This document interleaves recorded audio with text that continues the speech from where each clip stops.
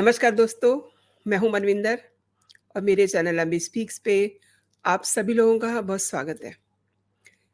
भारत का most wanted आतंकवादी हाफिज सईद का बेटा कमालुद्दीन सईद लापता हो गया है और उसको ज़मीन खा गई है या आसमान निकल गया है, कुछ पता नहीं है। और अभी ये भी स्पष्ट नहीं है, साफ नहीं है कि वो लापता है या अगवा कर लिया गया है। हाफिज सईद के बेटे के गायब होने के बाद से ही आतंकी संगठनों, खास तौर पे आईएसआई में हड़कंप मच गया है और पाकिस्तानी मीडिया दहाड़े मार-मार के रो रहा है। ये डर क्यों है? क्यों है ये डर? क्योंकि एक के बाद एक खालिस्तानियों और आतंकवादियों का खात्मा लाइन से शुरू हो चुका है। आज इसी पे बात करते हैं। दोस्तों, जो कुछ भी चल रहा है ना आतंक की दुनिया में, उससे पहले कुछ और चीज़ें समझनी ज़रूरी हैं। भारत के प्रधानमंत्री नरेंद्र मोदी ने दुनिया के सामने अपनी मंशा क्लियर कर दी है कि वो शांति में यकीन रखते हैं, देश का सम्मान सबसे बड़ा है और भारत के लोग सुख और शांति से रहें। रैदर भारत के लोग ही नहीं, दुनिया के लोग भी सुख और शांति से रहें। प्रधानमंत्री के लीडरशिप में देश जिस तरीके से आगे बढ़ रहा है, सनातन संस्कृति का गौरव बढ़ा है, उससे दुनिया भर में अपने देश भारत का मान-सम्मान बढ़ा है, कद बढ़ा है। इससे देशवासी भी अच्छा फ़ील कर रहे हैं और प्रधानमंत्री नरेंद्र मोदी ने जी20 में सनातन मंत्र से विश्व कल्याण का जो रास्ता दिखाया है ना मेहमानों को, उसके ज़रिए वो देश की संस्कृति भी देख चुके हैं। अब जो दुनिया ने देखा उस दौरान, आई मीन टू से जी20 के दौरान और अदरवाइज़ भी जिस तरीके से मोदी के लोकप्रियता बढ़ रही है, डे बाय डे वो पहली पायदान पर हैं और पिछले 3 सालों से वो लोकप्रियता को लेकर के नंबर 1 पे हैं। ये बहुत सारे देशों को पच नहीं रहा है। उन्हें ये हज़म नहीं हो रही है बात। सोचने की बात ये है कि विदेशी धरती पर भारत विरोधी एक के बाद एक खल्लास हो रहे हैं। कौन उन्हें मार रहा है? कैसे वो खल्लास हो रहे हैं? ये अभी रहस्य बना हुआ है। और कनाडा के प्रधानमंत्री जस्टिन ट्रूडो ने अमेरिका की शय पे भारत को बदनाम करने के लिए खालिस्तानी आतंकवादी हरदीप निज्जर की मौत में भारतीय एजेंट का हाथ होने की बात कह तो दी है, लेकिन वो कोई सबूत पेश नहीं कर पाए। इससे उनकी बड़ी चीचल-लीदर हो रही है। अच्छा, सबूत तो छोड़िए, कनाडा पुलिस अभी तक इस मामले में किसी संदिग्ध को अरेस्ट तक नहीं कर पाई है। कोई गिरफ्तारी नहीं हुई, अदालत में कोई चार्जशीट दाखिल नहीं की गई है और जब से जस्टिन ट्रूडो जी20 में शिरकत करने के बाद अपने देश लौटे हैं, तब से वो बौखलाए हुए हैं। या कहिए कि उन्हें किसी ने पिन कर दिया है कि आप ये एक्ट कीजिए।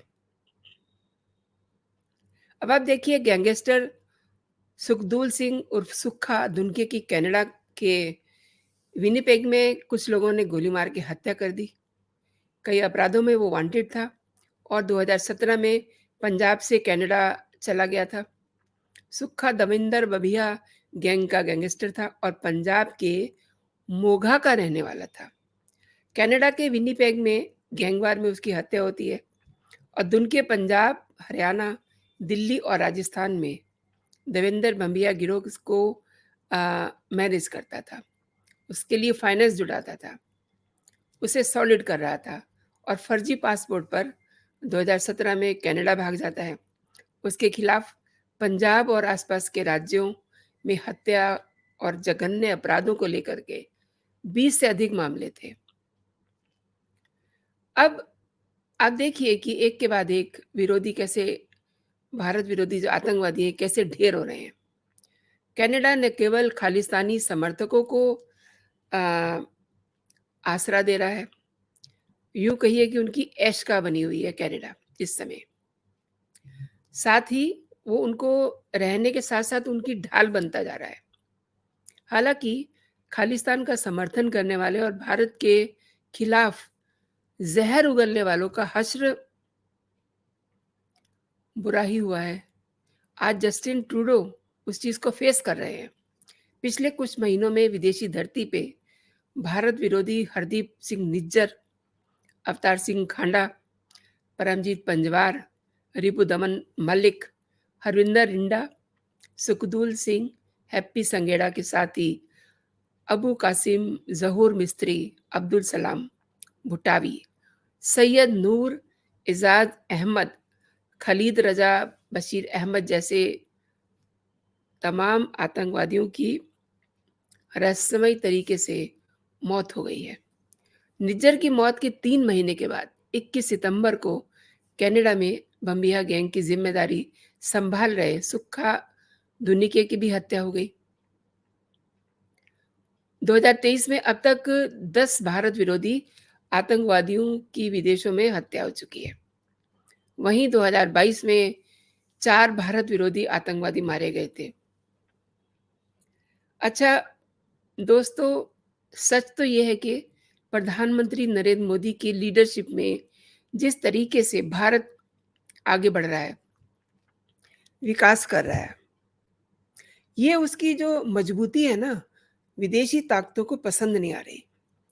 इसलिए वो आए दिन तरह-तरह के प्रपंच करके भारत को बदनाम करने, उसकी जो विकास की दर है उसको रोकने के षड्यंत्र में जुटे हुए हैं। ऐसा नहीं है कि किसी को पता नहीं है। सब लोग इस बात को जान रहे हैं और बीते कुछ समय में खालिस्तानी आतंकवादी दोबारा एक्टिव होते नज़र आ रहे हैं। इसके पीछे भी यही लोग हैं, जो भारत को हँसता-खेलता पचा नहीं पा रहे हैं। जो ये चाहते हैं कि भारत स्थिर हो, विकास की पटरी से उतर जाए, लेकिन वो कहते हैं ना कि ऐसे लोगों के सोचने या चाहने से कुछ नहीं होता। बीते दिनों कनाडा, अमेरिका, ऑस्ट्रेलिया और ब्रिटेन में खालिस्तान समर्थकों ने अपनी आवाज़ को बुलंद किया है, लेकिन ये नया भारत है। भारत के दुश्मन आप ये समझ लीजिए कि जहाँ भी होंगे, अंडरलाइन कर लीजिए, उनका खात्मा होना निश्चित है, वो चाहे कहीं भी छिपे हों। एक तरह से ट्रूडो ने भारत पर जो एलिगेशन लगाया है ना, वो करके उसने गलती कर दी है। अब भारत भी अपनी पावर दिखा रहा है और एक चीज़ समझने की है कि भारत अपने दुश्मनों से निपटने में सक्षम है, वो चाहे किसी भी देश में छिपे हुए हैं।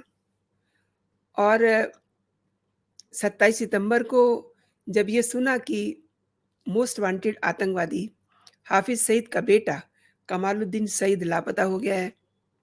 अच्छा अभी ये किसी को पता नहीं है कि उसे अगवा किया गया है या क्या हुआ? कौन उसे उड़ा के ले गया? सईद खुद नहीं बता रहा है डर के मारे। हाफिज़ सईद के बेटे के गायब होने के बाद आतंकी संगठनों और ख़ास तौर पे आईएसआई में हड़कंप मचा हुआ है।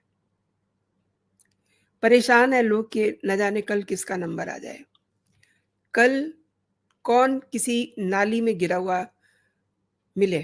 कमालुद्दीन सईद की तलाशी के लिए आईएसआई ने ज़मीन आसमान एक कर दिए हैं। अभी तक वो मिला नहीं है।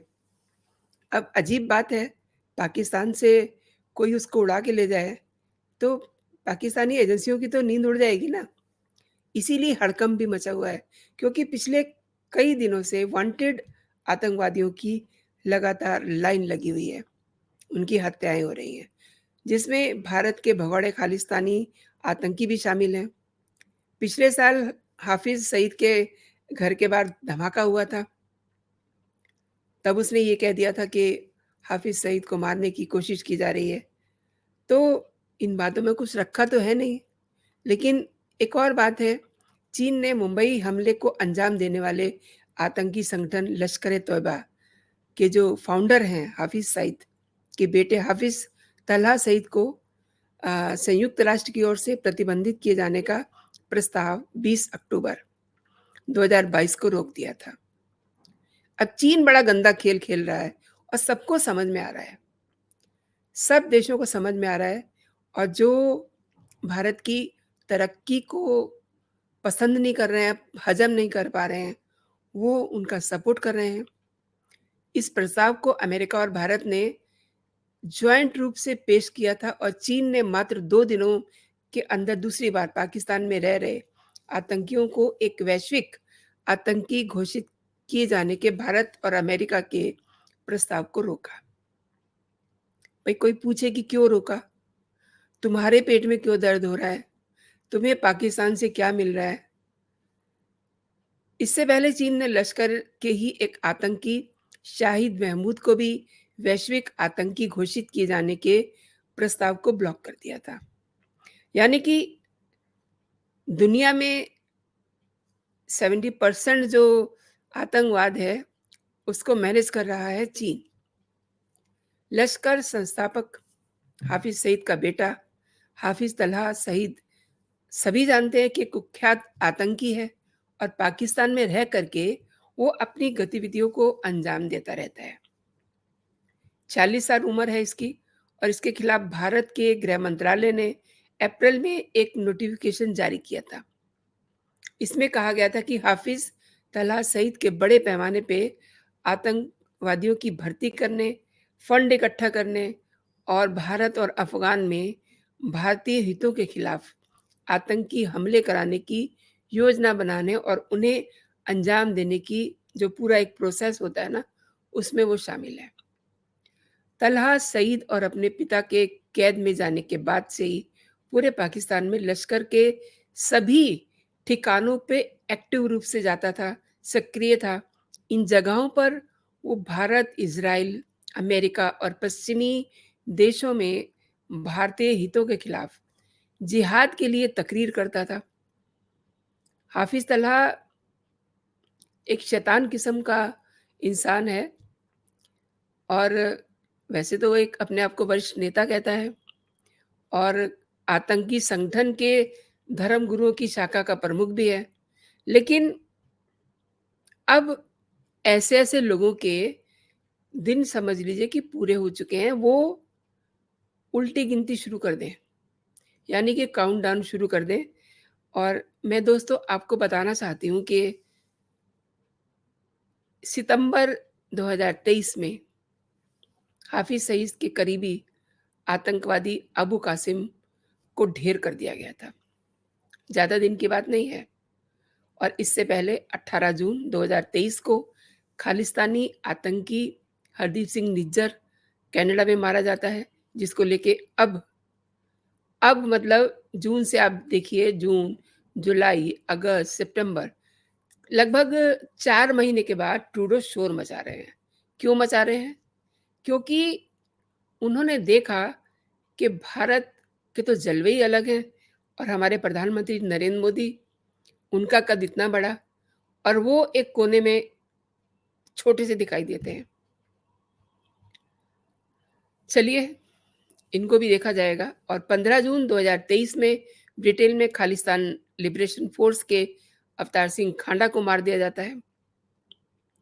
30 मई 2023 को लश्कर के टॉप कमांडर अब्दुल सलाम भुट्टावी की मौत की खबर सुनी जाती है। न जाने कौन मार रहा है इन्हें। 7 मई 2023 में ही लाहौर में खालिस्तान कमांडो फोर्स के परमजीत सिंह पंजवाड़ की हत्या होती है। बहाने कई बताए जा रहे हैं कि ये हो गया, वो हो गया,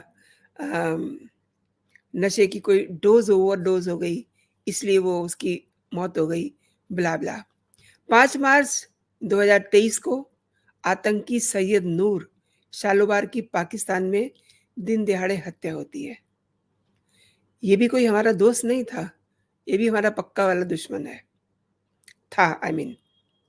22 फरवरी 2023 में हिजबुल आतंकी बशीर मीर की रावलपिंडी में हत्या होती है। 22 फरवरी 2023 को एजाज अहमद अहंगर की काबुल में हत्या होती है।